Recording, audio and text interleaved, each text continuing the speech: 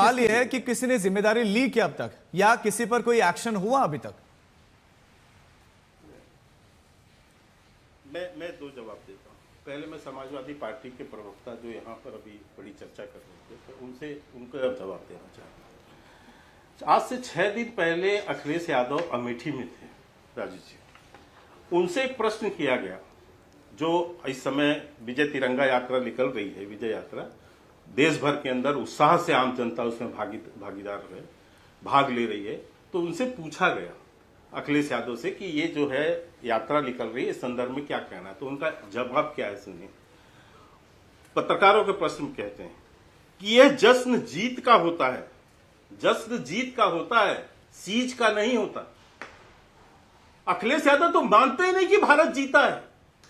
नहीं देखिए, कह रहे हैं कि जश्न तो जीत का वो एक होता है, अलग विषय है, उसमें भी सीज फायर को लेकर एक अलग तरह की कंट्रोवर्सी चल रही है ना कि भाई सीज फायर क्यों हुआ, डोनाल्ड ट्रंप की उसमें बहुत सारी टिप्पणियों पर जवाब। लेकिन के शर्मा जी, सुरक्षा चुईक जब स्वीकारते हैं, नहीं उस पर मैं आपको क्लैरिटी से जवाब चाहूंगा कि एक्शन कब?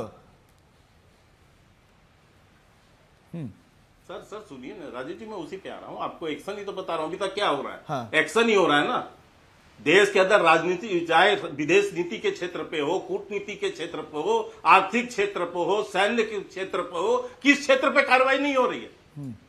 इतने वर्षों से आज सिंधु समझौता ये कांग्रेस के नेताओं का पाप था कि भारत के पानी को उन्होंने पंजाब उसको पाकिस्तान को दे रखा। के शर्मा जी, पुलवामा हमला हुआ, उसके बाद प्रधानमंत्री मोदी क्या हरियाणा में नहीं कहते हैं ये बात कि खून और पानी एक साथ नहीं बह सकते? पुलवामा के बाद ये संधि फिर से मानने कैसे लगे? हमने तब भी तो किया था, एक्शन तो तब भी लिया था हमने। हाँ, तो हमने सर 60 साल तो किसी ने कार्रवाई नहीं की ना। 4 3 युद्ध हो गए ना, किसी ने हिम्मत दिखाई थी?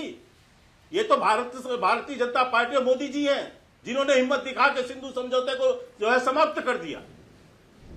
और ये जो ये कह रहे हैं कि जीत नहीं सीज का कोई जश्न मनाएगा, तो इसका सीधा मतलब है कि आप देश की ना सेना के पराक्रम पर विश्वास कर रहे हैं, ना भारत के विजय पर विश्वास कर रहे हैं। ठीक है डॉक्टर प्रोफेसर विशाल मिश्रा के पास अब जाना होगा। ठीक है सर, आपकी बात है डॉक्टर। मैं लौट रहा हूं सर आपके पास। सर बहुत देर से वेट कर रहे हैं, बहुत देर से वेट कर रहे हैं। आपको थोड़ा सा राजू जी इतना एक बात कहने दीजिए। बोलिए। सुनील जी सीनियर नेता है, मैं इतना समझना चाहता हूँ, गंभीर नेता है, थोड़ा सा तो फैक्ट के साथ बात किया कीजिए इतने बड़े चैनल में। ठीक है, क्यों झूठ बोल के हंसी उड़वाते हैं आप? बोल दो। 24 तारीख को प्रधानमंत्री जी बिहार गए थे, वो एक सरकारी कार्यक्रम था, और तब जब हमारे युद्ध भी चालू नहीं हुए, ऑपरेशन सिंदूर भी चालू नहीं हुआ। फिर के शर्मा जी, सवाल ये भी होगी कि पीएम अपने यूए के दौरे को समाप्त करके यात्रा छोड़ के रात को वापस आए, दिन भर जरूरी था, क्या ये कार्यक्रम रोके नहीं जा सकते थे? मैं सुनील जी जवाब दूंगा, लेकिन प्रोफेसर विशाल, क्या इस समय किसी का भी राजनीति करना सही है? उसी पे बताना चाह रहा हूं। मैं लौटूंगा तब आराम से जवाब दीजिएगा। लौटूंगा कि उनके पास सीनियर व्यक्ति 23 तारीख की वो जब रात को लौटे, रात को ही उन्होंने अपने एयरपोर्ट में ही मीटिंग की, सारे अधिकारियों को बुला के। दिन भर वो मीटिंगों में रहे।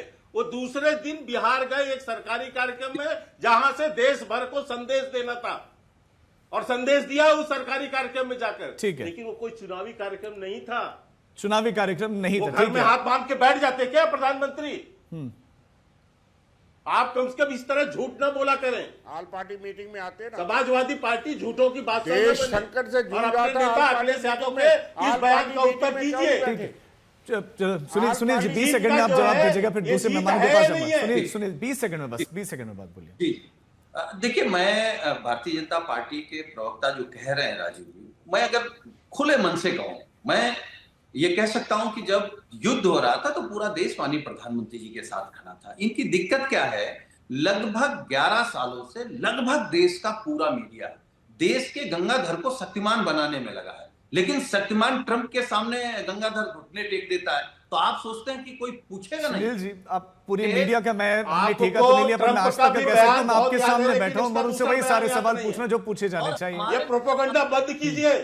ये भारत के विरोध का प्रोपेगेंडा पैदा कर रहे हैं आप लोग। होता है भारत विरोधी नैरेटिव चला रहे हैं, झूठ बोलकर। होता है चीज का नहीं, आप बंद कीजिए इस तरह का नैरेटिव। कर सकते गंगाधर ही हैं। मुझे पता है कि आपको आप मोदी जी का सामना नहीं कर सकते, इसलिए आप उनको कुछ भी बोलेंगे। आपके पास जवाब नहीं है अखिलेश यादव के बयान का। कर गए ट्रंप से। आप बताओ ना मेरे को, अखिलेश यादव जीत मानते हैं नहीं मानते हैं? ये बताओ कैसे बोला उन्होंने, ये बयान कैसे दिया है? आपके नेता है, आपको शर्म नहीं आती ऐसे बयान से? आप ऐसे ही अगर लड़ते रहेंगे तू मैं होती रहेगी तो फिर तो चर्चा का कोई मतलब नहीं ना। प्लीज अब मैं चाहता हूं सबका फेडर डाउन हो। प्लीज मैं आपके पास एक एक करके लौटूंगा। एक प्रोफेसर विशाल मिश्रा, अब इस समय में जो आप देख रहे हैं, आप पॉलिटिकल पार्टीज के अलग अलग दलों के नेताओं के बयान आपको पता है क्या चल रहे हैं, तो ये क्या ये समय है इस तरह से राजनीति करने का, शेयर लेने का भी और इस तरह से अटैक करने का भी? क्या ये सही समय, वो भी तब जब वो आतंकवादी अभी तक पकड़े ही नहीं गए?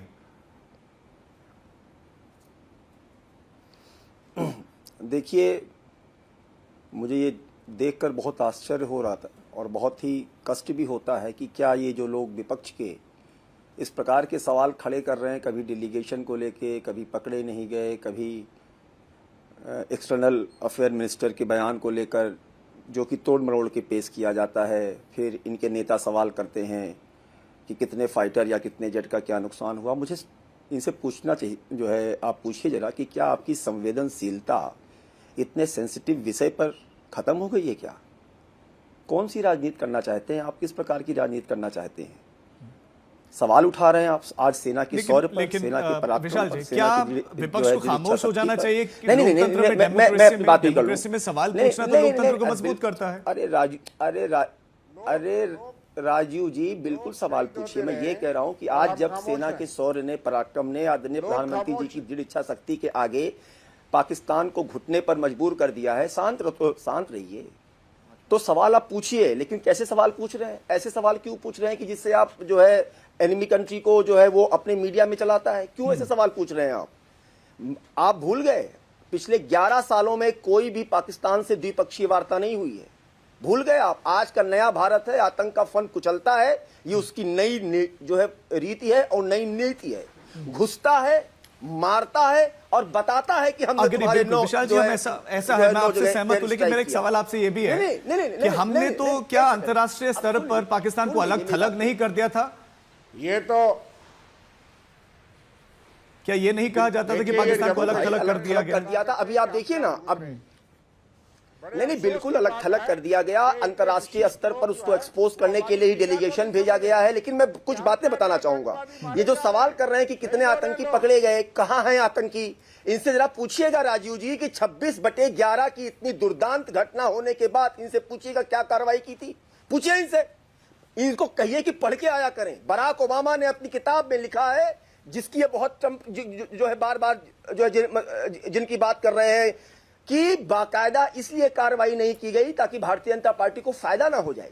ये तो इनकी सोच है। और सवाल करते हैं, इनसे पूछिएगा 1986-87 में ऑपरेशन ब्रास स्टाक चालू हुआ था, जनरल के सुंदर जी ने स्टार्ट किया था। इनसे पूछिएगा कि तब किसकी सरकार थी? कांग्रेस की सरकार थी। और तब पाकिस्तान को बताया गया था कि हम एक्सरसाइज कर रहे हैं, क्या जरूरत थी बताने की? और उसके बाद में किस तरीके से बाद में पुल्ड बैक करना पड़ा था सेना को, किस अपीजमेंट के तहत? इनसे सवाल करिए ना, इनसे सवाल करिए कि सवाल करूंगा 26/11 की घटना के 2 साल के बाद आपकी बात आगे एक शिवाज जी, हमारे सारे एजेंसी सक्रिय हैं, सेना पुलिस सब सक्रिय है, लेकिन उसके बावजूद भी काम अभी अधूरा क्यों है? क्यों?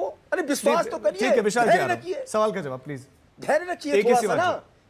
आपको हमारी सेना उनको मार के उनकी फोटो जारी करेगी। मैं बोल लूं? कार्रवाई चल रही है। विशाल जी ठीक है, प्लीज अब सुनिए डिफेंस एक्सपर्ट को सुनिए, एके जी को सुनिए। देखो, ये सच्चाई है कि आप ये रखें कि जिस प्रकार से भारत की सेनाएं ने ऑपरेशन सिंदूर को किया है, हम सभी भारतीय वासियों का सीना चोरी से फूट जाता है। और ये सच्चाई है कि जो पहलगांव में हुआ, जहां पर 26 निहत्थे सिविलियंस को मारा गया, उसके लिए एक ऑल आउट ऑपरेशन चला हुआ है। इसमें जल्दबाजी नहीं करनी चाहिए। ये याद रखो कि वो 100 बाय 150 किलोमीटर का जंगल का इलाका पहाड़ी है, उसमें एक जो नेचुरल गुफाएं हैं। और ये भी सच्चाई है कि जैसे पानी के बगैर मछली नहीं रह सकती, आतंकवादी और ग्राउंड वर्क और स्लीपर सेल के बगैर नहीं रह सकते। मगर मैं ये विश्वास दिलाता हूँ, मेरा 25 साल का तजुर्बा था कश्मीर घाटी में, 40 साल की सर्विस में से मैं ये कहता हूँ कि इनकी जो आतंकवादी इनकी शेल्फ लाइफ है कोई 6 महीने से लेके 1-1.5-2 साल तक। और ये सच्चाई है कि सर ये सर्वाइव कैसे कर रहे हैं इतने 1 महीने से ज्यादा समय हो गया और पहले अलग अलग घटनाओं में भी थे।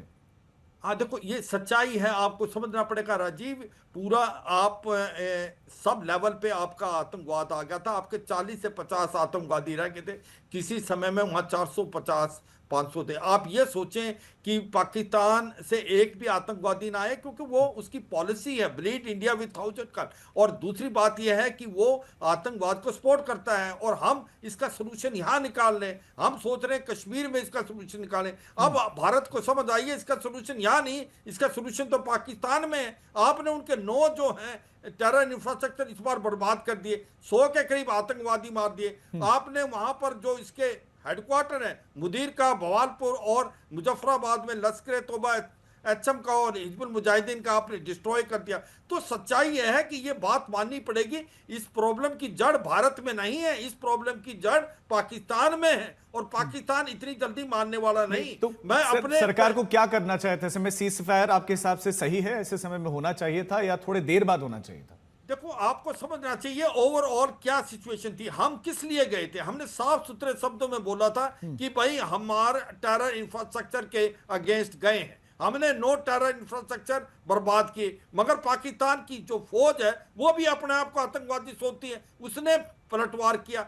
हमने तो उनके ऊपर कोई हमला नहीं किया था। एग्जैक्टली सर, सवाल तो यही ना कि आप जब आतंकी ठिकानों को टारगेट कर रहे थे और सामने से पूरी सेना ही पूरा देश अगर आतंकियों को सपोर्ट कर रहा है, इसका मतलब वो भी उसी सोच का है। तो ऐसे में भारत के पास विकल्प क्या था? सर लौट रहा हूं आपके पास, केके शर्मा। राजीव मैं एक चीज को कंप्लीट कर लूं, kindly give me a time. सच्चाई यह है कि हम आतंकवादियों के पीछे गए, हमने आतंकवादियों को बर्बाद किया। मगर पाकिस्तान की देखो क्या किया, पाकिस्तान ने हमारे सिविलियन टारगेट को मिलिट्री इंस्टॉलेशन जो हमने पलटवार किया, हमने उसका जवाब था।